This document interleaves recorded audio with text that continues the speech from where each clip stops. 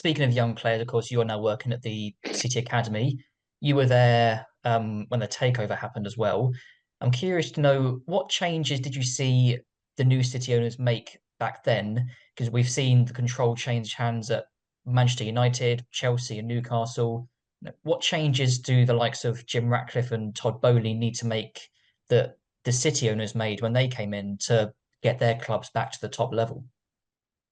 Um, Difficult. I mean, I think certainly at City at the time, it just became everything became a higher quality. I think the expectations grew a little bit. The just things got sort of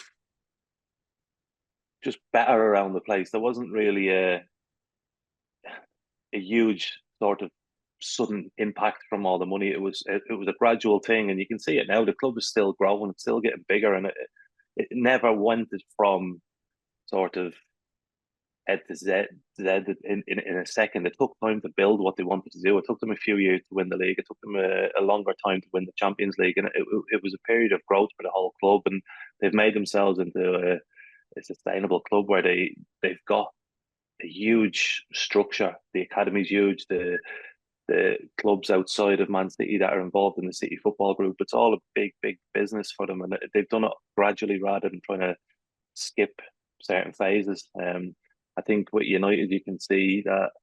Um, so Jim Ratcliffe, he's sort of the similar mindset where it's small little things each time they're trying to improve, even down to improving the tunnel. Then they'll improve the stands, then they'll build the stadium. They'll do it gradually, and the difference being at Chelsea, they've just gone and spent £1 billion on players straight away, and the club needs to be in the right place to progress before you start bringing in the superstar players. And I think that's what Man City got right. They built the club before they started to really focus on making the team so strong.